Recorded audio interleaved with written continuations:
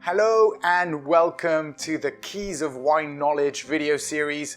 I'm super happy that you are here, that you've joined the video series, and that you're giving me the opportunity to share with you what's been shared with me. And I'm really looking forward for you to start enjoying wine at another level, because it really is that learning about wine.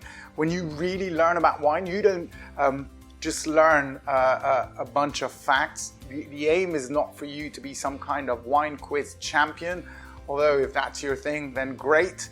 But it's about you getting to appreciate this magical drink even more.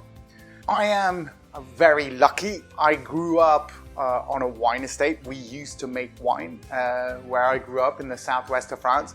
It wasn't very good wine at all. It was wine that we were producing, that we were selling on to the cooperative, and then we would have some of our wine to drink throughout the year. Wine was part of our culture. It was part of our everyday lives. There was wine on the table at lunch and at dinner time.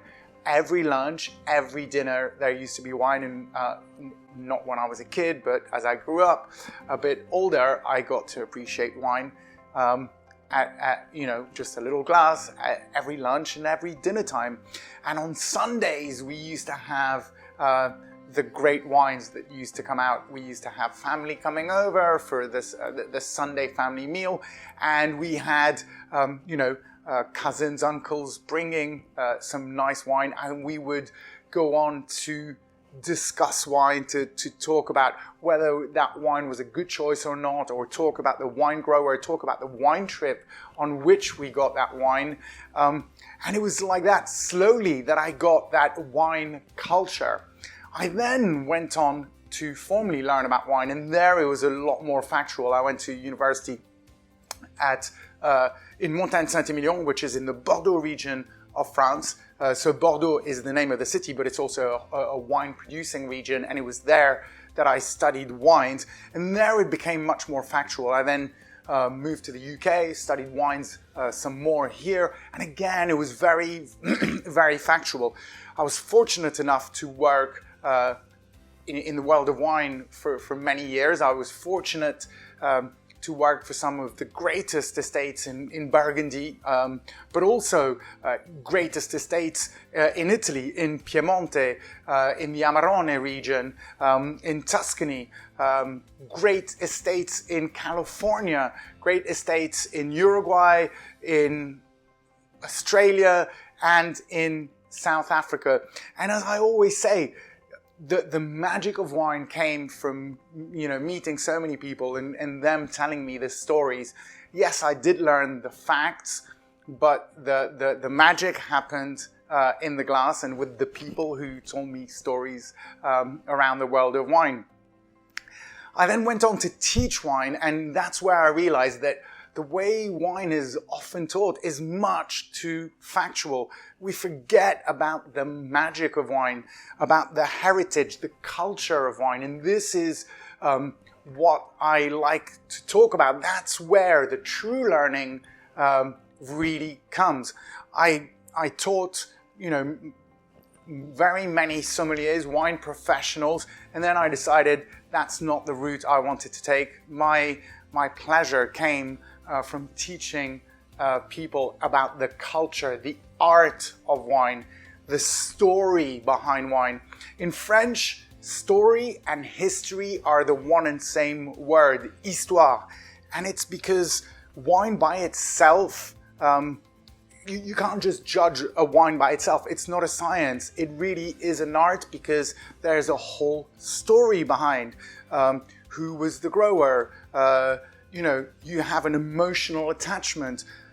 If you take the example of you having a wine you enjoy, I'm sure this has happened to you. You enjoy a wine, you're on holiday, you go back home, you open that very same wine, and it isn't the same, because there's a whole context there.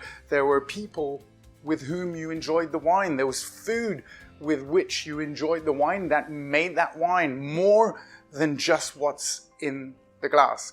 And history, of that wine is going to bring you a better perception and a better experience, because at the end of the day, that's what it's all about.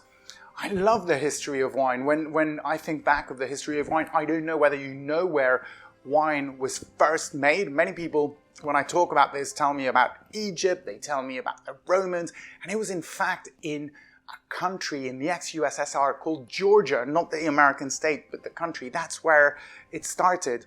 And today, Georgia is coming back on the scene of winemaking. They have a very special kind of terracotta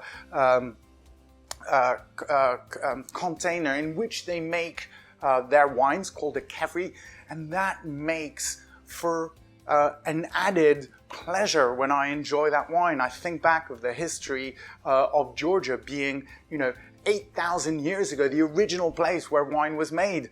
When I think of, today I have an Egyptologist friend, and he was telling me how they found amphoras with the name of the wine grower, with the quality of the wine.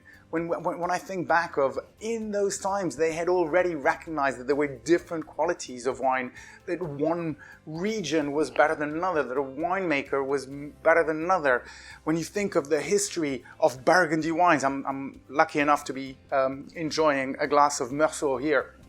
And every time I think of Burgundy wine, I think of Cistercian, of the monks making Burgundy what it is today.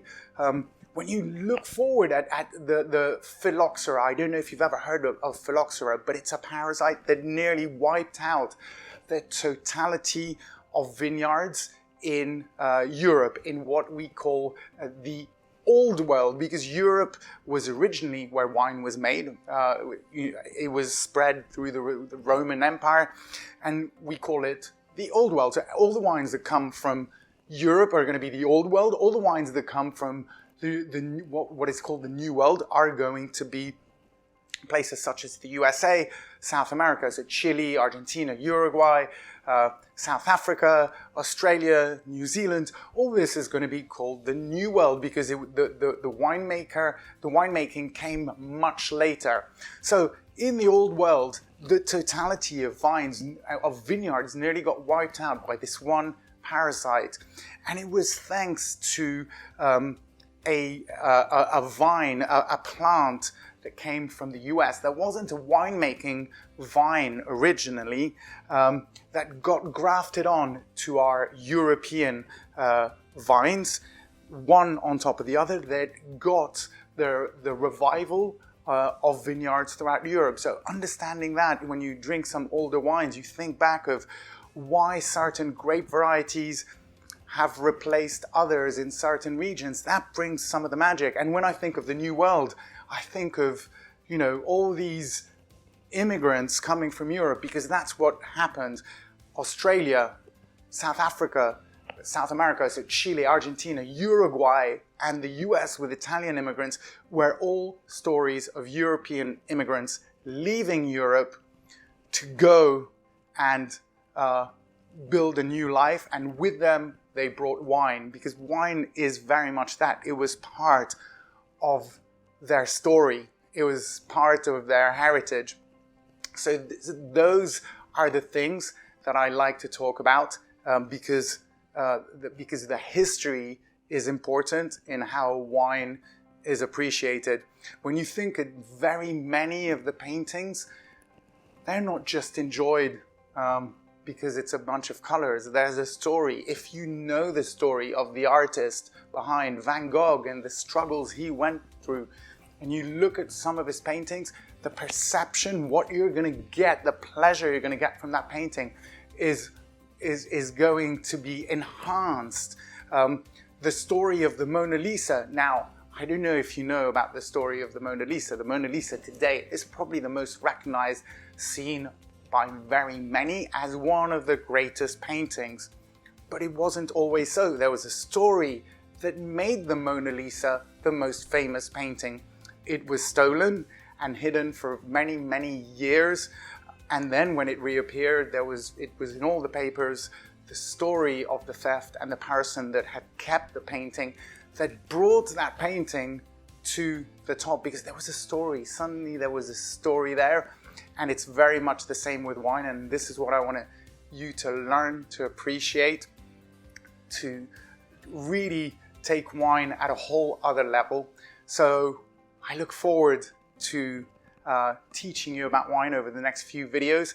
And again, think of wine as art more than as science. Think of it as a heritage, as something that we're bringing with us, something that tells a story. And I really hope that you're going to enjoy wine in the very same way very, very soon. Thank you, and see you in the next video.